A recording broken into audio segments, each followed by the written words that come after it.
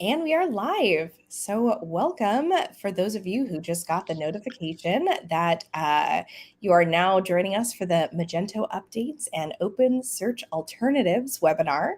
We're going to give it just a couple of minutes for those of you who did just get that notification, get your coffee, grab a little snack, and it's just going to be a short, 30. Oh, see, exactly. Yep, we're already here. It's blurred out, but it is here. um, and so we're going to give it a couple minutes as everyone is logging in.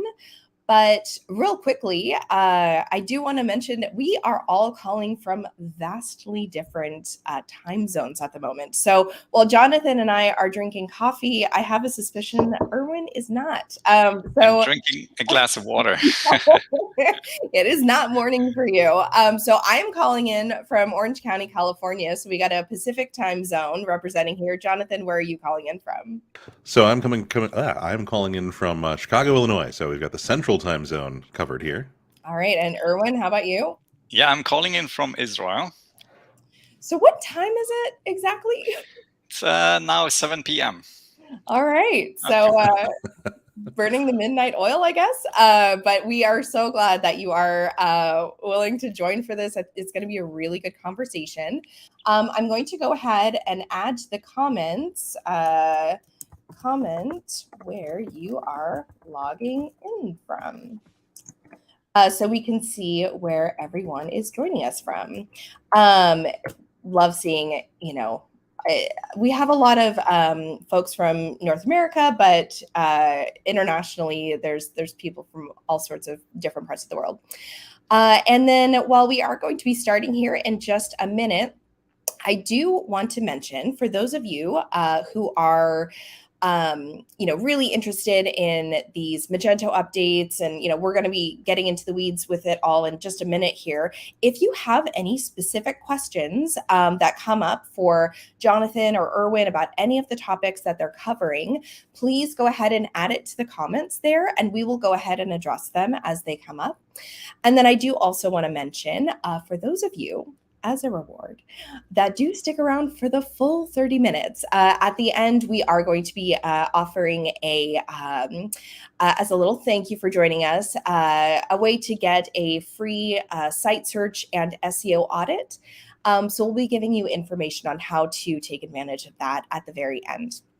So again, we are just about ready to start. So I'll go ahead and just pass it on to you guys. So I will be behind the scenes here, but I'm going to pass it on to Jonathan and Erwin and take myself out of the stream. But once I hand it over to you guys, can you tell us a little bit about who you are and what you do and what we will be covering today? Yeah, thank you so much, Victoria. I'm Erwin Siegel, one of the SAEs here at Bridgeline. So Bridgeline owns Hawksearch, Starboss, WooRank, a few other apps as well. For the past 12 years, I've been helping retailers increase their online revenue through three things: conversion rate, AOV, and traffic. So those three things, as you know, as a retailer, are the most important numbers to check and to improve on. Because if you increase your conversion rate, increase your traffic, and increase your AOV, that's pretty much a success there. So what about you, Jonathan? Yeah, so my name is Jonathan Meyer. I'm one of the senior solutions engineers for Bridgeline and Hawksearch. I've been working in the search space for, going on a decade now, and with Hawksearch for close to 8 years. So very familiar with the tool, very familiar with kind of the functionality we can bring to the table in the search space. So really happy to be joining you today to be talking about how, Magento, what the changes are that are going on there in that search space, then talking a little bit more about how Hawksearch can help with some of those changes that are coming down the road. All right, great. So I want to jump in here and open up with giving you a brief overview of the Adobe Commerce and Magento updates, the latest release notes from version 2.4.5, as you could see here on the screen. This is only a short summary. They have over 400 quality fixes and enhancements. They have including 20 security fixes and improvements. So it's a long list of things that they have done. The engineers at Adobe, it's really great to see that things are moving along fine. One big major update is also, since the previous version 2.4.4, it is required that you have PHP 8, so it's running on PHP 8 since 2.4.4. Performance and scalability enhancements, they have also done a great leap forward in improving that. If you've worked with Magento for a while, which I'm around in the Magento space for about 10, 11 years. We were one of the first ones that actually partnered with Magento in that space of intelligent search. We have also now, with the latest version, we have Adobe Sign available. That is basically offers documents during the checkout process to sign. And then also for B2B, which is great to see for us, because with Hawksearch, we are really strong in the B2B sector. The latest B2B update, there are some fixes and improvements, also a few dozens of that, like for example, purchase orders that users can sign, and also negotiating prices. You can do that all online without actually having to talk to someone. GraphQL is one of the big changes as well for the performance enhancements. Then we have payments updates. So, of course, one other thing is that they have also removed a few default apps that was pre-installed, like Yotpo. They have removed everything except Braintree. They have left. So what's happening with search in particular? So we have seen there's a few updates happening or has happened. But we want to focus here and put emphasis on the search, because search for any online store is basically the most important element that can interact with your customers, with your online shoppers. And that's quite important, what type of search, or I would say the online salesperson that you have in your store, which is a search box where customers can ask questions and get answers. How has that changed, or how will that change moving forward? As you may have heard, or maybe not, every Magento users or Adobe Commerce users that want to move up to version 2.4.4, the Commerce Cloud version, or later, they cannot use Elasticsearch anymore. They have to either use OpenSearch, which is basically an offshoot, but also there's opportunities to use other third-party intelligent search tools such as Celebros or Hawksearch. With Elastic, as I mentioned before, Elasticsearch cannot be used anymore with Adobe Commerce Cloud 2.4.4 or later. Okay, so this is just the beginning, I would say. I would actually, I would predict that soon more and more restrictions will come in terms of Elasticsearch. And part of the reason is Elastic has changed their policy to say that you cannot offer you cannot offer their free tool like the OpenSearch search for any managed services. So therefore, Adobe has basically been forced to move away from Elasticsearch, and now that has left a lot of Magento users scrambling for alternatives. So, but as I mentioned before, this is only affecting the Adobe Commerce Cloud version, and basically the Adobe Commerce on-premise or Magento on-premise, they will still be able to use Elasticsearch. But again, we don't know for how long, when that is going to change. I would imagine that Adobe will soon say, okay, we see that OpenSearch and other third-party search is sufficient. Actually, it helps them. They can then maybe just continue with using OpenSearch instead of Elasticsearch. All right. What alternatives are there? Okay, so I mentioned already two, Hawksearch and Celebros. But why should you even think of alternatives? Because OpenSearch and Elasticsearch maybe has been good enough for some of them, but this has great advantages when you think about what alternatives, what benefits you have with using Hawksearch or Settleboss. It improves the user experience. You have AI and machine learning built into the search algorithm. You have it's basically able to boost your conversion rates. It raises the average order value. It's basically the same thing that I've done for the past 10 to 12 years. Accelerates product discovery and also drives more organic traffic. We're going to hear a little bit more about that from Jonathan. It also decreases the search page load time drastically. It gives you basically the opportunity to accelerate your online business much faster than before. So with this, I'm going to hand it over to Jonathan and have him talk a little bit more about the advantage and why Hawksearch. Yeah. So it's there's definitely, you covered kind of the high end of what everyone looks for in looking for a third-party alternative search to whatever would be coming natively within the tool. So really, we're going to go through just a real high-level overview of what that might look like, some of the features that Hawksearch offers. But the primary goal here on my end is going to be to get into a real quick demonstration of some of the functionality within the tool, show you guys examples of how Hawksearch works in this regard, and some of the reasons why you might want to look at a third-party alternative. You're having to go through this process, as Erwin was highlighting there, of different things that are changing behind the scenes. Might be important for you to understand what else is out there and what else you can gather from going with a third-party tool here. So at a high level, some things that we want to make sure you're aware of that Hawksearch does offer.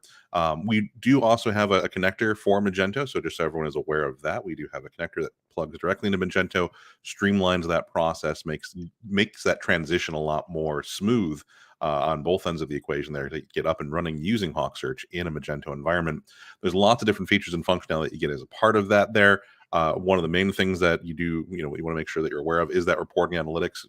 Erwin was just highlighting how great it was to see those different improvements in terms of average order values and response times and so on. The reporting analytics in the tool here are going to, of course, be very important to that. Autocomplete, some SEO functionality. There's lots of different tools that are available within Hawksearch to speak to those advanced features and get some additional benefit out of this migration here. What we really want to focus on, though, there's kind of these core things that I want to make sure that we're highlighting here as part of that Magento connector. So there's lots of things that we can bring to the table from that perspective of a third-party search solution, but there's specific things that we've seen that resonate very well in the Magento space. Pain points that you might be having with that native Elasticsearch or with a lot of other third-party search vendors here. So we want to touch on 4 key things. The first one is going to be our search element converter. This is one of the really unique differentiating features of Hawksearch. It allows us to easily convert different measurement values, different aspects of the search experience, to standardize that, make that more uniform and more easy for visitors to find what they're looking for and navigate to the right products and content. We also natively support variant logic. So this is the ability to understand parent-child relationships. So if you're looking for a blue sofa, being able to show the right results for that.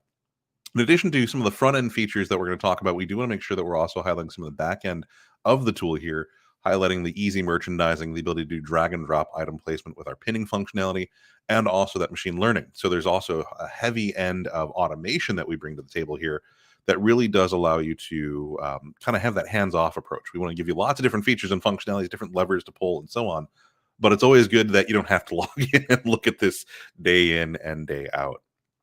So with that kind of quick overview, let's get into the actual live demonstration here. I'm going to go ahead and share my screen, and we are going to go ahead and get you guys into an example of some of that functionality we were just talking about here. So let's go ahead and do that. You guys should now be seeing Crescent Electric, who is using Hawksearch and taking advantage of that search element converter here. So the search element converter allows us to really kind of understand the unit of measurement problems that we see in the B2B space. Erwin was talking about how there's some B2B updates for this new Adobe 2.5.2. And so we want to make sure that we are highlighting some of the kind of unique B2B functionality we bring to the table. Although this isn't just specific to B2B, this is where we primarily see some of that interaction. So what is the search element converter? Let's actually show you what we're talking about here. Well, one of the primary functions of this is it allows us to understand pattern recognition within the different ways that visitors search on unit of measurements, and also how your data might have that unit of measurement information. So for Crescent Electric, if I say that I'm looking for a 6-inch PVC end cap, do this search. We're going to go ahead and pull back in our results here. Now you can see that there is some data inconsistencies here. I've done a search for 6-inch using double quotation as my value. And we are, of course, as the search engine, finding those products that have 6-inch with the double quotation and pulling those back in. But as you can see from a data perspective, there is some variance here. We have 6-INCH being spelled out. We also have 6-INCHES being spelled out. So there are 3 different variations within this product description for what 6 inches are. But meanwhile, I've only done one search for 6 double quotation. So the SEC, the search element converter, is finding those variances between those between those different data points. 6 double quotation can mean the same thing as 6-INCH, can mean the same thing as 6-INCHES. And this goes kind of across the experience. So this isn't just a bunch of synonyms or thesaurus entries that we've set up. This is intelligently understanding what those values actually mean, so that when I put in 6-INCH PVC end cap and we do that search, I've now spelled out that term. It's the same for search results. If I was to do 6-IN, put that all together as one big word there and do that 6-IN PVC end cap, do that search. We're, of course, understanding what that relationship is, the different abbreviations that I've used, the fact that this can be put together as one string of number and then immediately the unit of measurement value, and finding the right results for that. Now, we can even get more intelligent about this. So one of the benefits of doing this is kind of a pattern recognition and understanding those values, is that we can do things like we can change that unit of measurement. We can go to fractions as well. I can say I'm looking for a 1/2 foot PVC end cap. And now, because we're using that element converter, the search element converter, it understands that this element of the search, this 1/2, 1/2, foot being the other element here, it understands what those values actually translate to. And we can understand that when doing this, well, in a foot, there are 12 inches. So if I'm looking for 1/2 of a foot, one of the things that we're also going to be looking for in the data is 6 inches in all of the various ways that this appears. Because again, we're seeing the same 4 search results here. Even though we've changed to a fraction, we're using foot as the value. It's even the same ordering of those results, with the double quotation items first, INCH next, and then INCHES next. And this can go even further than that. We can now say, well, you know what? If we understand that foot is just contains 12 inches, we've gone from a whole number to a fraction. Well, what if we use a decimal point? What if I was to say I'm looking for a 0.5 feet PVC end cap? We can go ahead and see that when we do this same search here, we've now changed to a decimal point. We're now using a different abbreviation for feet. We are still finding the same 4 search results. So this is that search element converter, really one of the more powerful tools. This is just actually one use case of it. In the interest of time, we don't want to go through all of the variations here, but it really allows us to understand the different data inconsistencies that you might have as part of your product catalog or content catalog, and we can really help standardize them. One of the things right out of the box that we're able to do is this unit of measurement conversion. But one of the other things that we did want to touch on that we also see as kind of a really common pain point in the Magento space that we wanted to speak to Hawksearch's native ability to support is the functionality between parent and child relationships. So we're going to show you Value City Furniture, who is using this variant logic. That's kind of the internal term that we refer to that functionality as, to understand these relationships here. So as an example, I'm going to go ahead and do a quick search for one of the collections that Value City Furniture sells, the Marisol collection. It's a lovely piece of furniture here. You can see we've gotten back in our results here. We've gotten back in 14 results.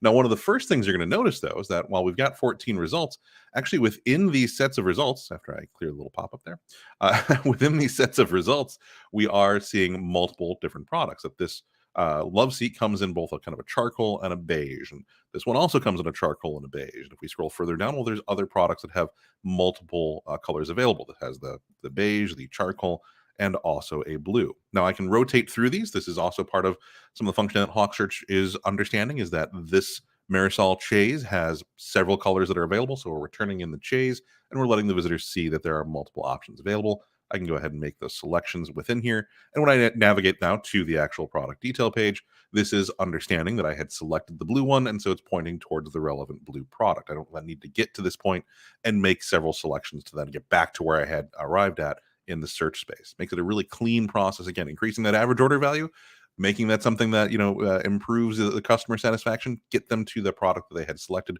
from the search space that much quicker. Now, what I do want to highlight here is that this can then also factor into the facets and filters. So if I know that I'm looking for a particular color, I can say, you know what, I'm looking for the blue products that are available here. I make that selection. We build out that breadcrumb. You'll notice then that we have refined into the 3 results that have blue as an option. And of course, now, if there are other variants that are available, we're still presenting those. Maybe I want to see what this cheese looks like, not in blue, but in charcoal. But you'll notice that Hawksearch has intelligently then refined to just the 3 products that have blue as an option, and also defaulted to the blue option as part of that response. Now, the really cool thing that we can do here, though, is let's go back to the top end of the site here. Maybe I know that I'm looking for blue as my color option, and I know that I'm looking for that Marisol style, that collection there. Well, I can say that I'm looking for blue Marisol. Go ahead and do that search, and Hawksearch understands what that request actually means. You can see that we've refined into just the 3 relevant results, same as if I had done that generic search and then used the facets and filters. Here it is the same experience. We understand that blue is the variant that we're looking for out of these these parent-child relationships. So we're only pulling back in the collection of Marisol products that have blue as an option, and again, defaulting to those. So again, if I was now looking for the other ones, I can see that those are options that are available, but Hawksearch is intelligently just returning in the correct blue products. Now, obviously, this is a lot of great functionality in the front end that we can help drive, and that really we do see resonate very well in the Magento space. These are common pain points that we're running into with our Magento clients of understanding parent-child relationships, being able to support different unit of measurement conversions and other kind of conversions using the search element converter. But one of the things that's kind of universal to our offering here is the actual workbench itself. And we highlighted a little bit of that in the slide deck there, but I want to give you guys a real quick kind of peek behind the curtain on some of those functionalities.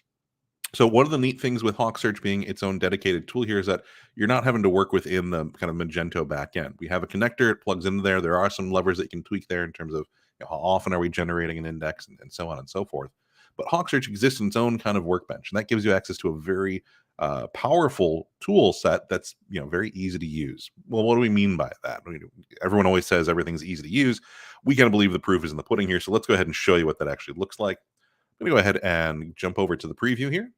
So this gives you kind of the direct raw results from Hawksearch, gives you the ability to very easily see. And if you're trying to troubleshoot what a search problem is, if someone is doing that search for blue sofa or whatever, and you're not seeing the results that you'd anticipate, you can go into the preview here within Hawksearch, and it'll visually tell you kind of what's going on. So as an example here, let's go ahead and do a quick search for the term hiking shoes.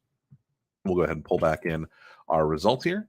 And now from within these results, we can see, well, we've got back in 38 results. You'll notice also this doesn't have any kind of UI around it. This is not styled in any kind of particular fashion because it's just the raw results directly from Hawksearch with additional information that's beneficial to business users, to your marketing, your merchandising team, to your product managers, to your content managers, being able to see why these results are returning the way that they are. Because if we look here, we can see that in addition to seeing these results, we're getting back in these little boost boxes. We're also highlighting items that have a pin attached to them, so we can get kind of a real quick at a glance what's happening here. Now, one of the key things that we offer is, of course, the ability to directly influence the results. So if there are a set of results that you want to, maybe in this example here, we've done a search for hiking shoes, and we've got these first 2 results here, this Grand Canyon shoe, this Moab ventilator, they're pinned toward the top. Well, that's controlled through a very simple on-off toggle here. So when we already have some items that are pinned, when that rule has already been created, it becomes something very straightforward to influence. Where I can say, I want to add the men's Saltzman. Maybe that's, the CEO just called and said, why isn't this men's Saltzman shoe at the top when someone does a search for hiking shoes? It's our best converting item, whatever the use case might be. Well, you can log into the tool here, go into this, highlight that pin, toggle that on. You'll notice that's no longer here because we moved it to the top of the results. And then it is drag and drop placement. So I want that in the very first spot. That now is in the very first spot. So when someone comes to our site, does that search for hiking shoes, they're going to see that men's Saltzman shoe first. Actually, we can even highlight that for you up here in the autocomplete. If we jump back up to there, you'll notice now that men's Saltzman is also showing up at the very first spot of our autocomplete. So that kind of drag and drop on off toggle functionality, that's really kind of the hallmark of a lot of our usability. We wanted to make sure that this was something that non-technical people, you don't need an IT team to be involved here. You don't need an SI or a developer. This is something that the people directly responsible for kind of the end result of the site can get in and can very easily manage the functionality there. Now, there is another aspect of this. So we always like to highlight some of the usability here in terms of how easy it is to use. But we really don't expect everyone to be logging into our tool every day. Actually, we've done audits on our tool to understand how are people using it. And really, for most people, they're logging into Hawksearch. Our clients using the tool are only logging in every couple of weeks, maybe. So it's once or twice a month that people are logging in. They're going to be looking at the reporting and analytics that we have access to within the tool. But the reason that they're able to do this, to take that kind of long breaks, everyone is wearing multiple hats now. And so search is just going to be one of those things that you carve out a little time to look at. Well, you want to have the reporting and analytics that you can dive into. But one of the reasons that our clients are able to take those longer breaks between having to not constantly be logging in and looking at search is that we do have a lot of machine learning and automation baked into the tool as well. So I want to show you a little bit of the behind the scenes on this in terms of how you can control that. Because one of the things about automation is that you shouldn't need to think about it. But we always want to make sure that there's a way for you to step in and kind of tweak that if necessary. Every business that we work with is unique and has different use cases. So of course, we want to make sure that this wasn't a black box. At a high level, though, let's give you an overview of what those machine learning options are within Hawksearch, how we can automate those experiences. Well, we start with a learning search multiplier, which is going to basically be kind of understanding the interactions that visitors are having with your results and understanding where are those results when they're being selected. So if we're going back into that idea of those hiking shoes, if I was to make a selection from the very bottom of that page, Hawksearch would learn from that and would be able to improve the ranking of those products that are being interacted with that aren't the very first or second products. They're the ones that are being interacted with lower. This learning search multiplier understands and learns from what your visitors are doing with those results. Now, of course, we want to understand kind of the full customer journey. Part of that process is then understanding the next step of, will they then add that item to their shopping cart? And do they, of course, then actually convert off of that item?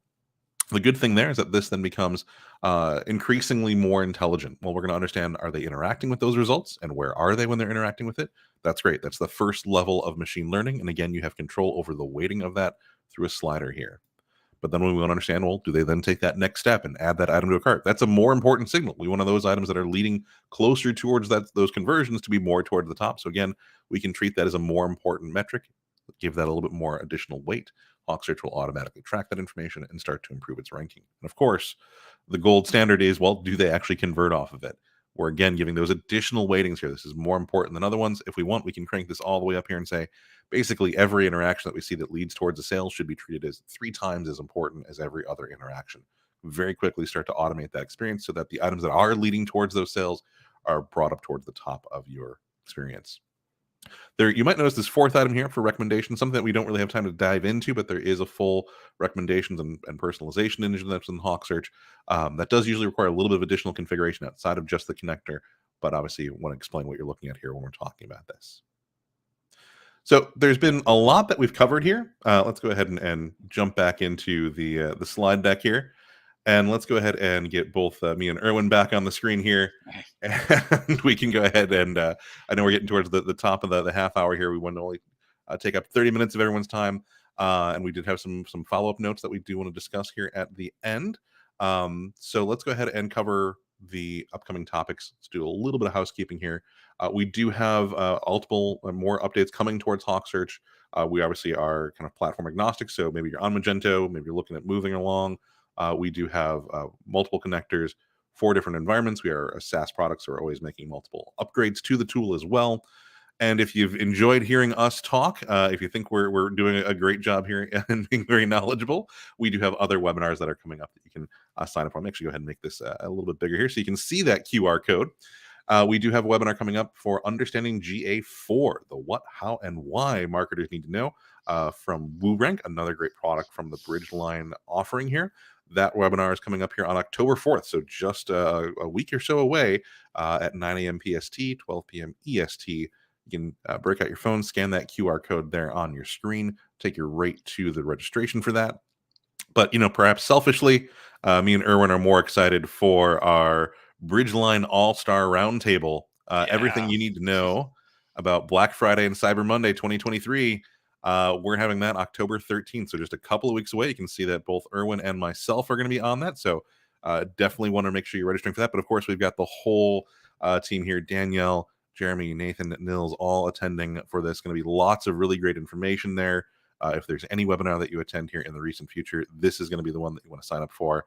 And again, scan that QR code there on the screen. That'll take you right to the registration link for that. It's going to be a lot of fun. Erwin, you looking forward to that one? Oh, yeah. Definitely. It's going to be fun. Excellent. And so I believe there's just a little bit more housekeeping that we wanted to wrap up with here. And for that, we've got Victoria back on the screen here. Thanks for joining us again. I think you might be on mute, though. Let's go ahead and get you off mute. There I am. Hey, now she's back. Well, thank you guys both for going through all of the details with the Magento update. Really good information. And if anybody does have any questions about the topics that you two covered, any of the capabilities, or with this Hawk update that they want to follow up on, is there a good way for folks to reach out to either of you?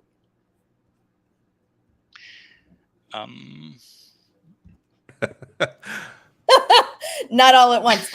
I'm going to make it easier for you then. So what I'm going to do, I'm putting up on the screen, and we're going to here. Sorry, this is covering Erwin's face, so I'm going to do this full screen.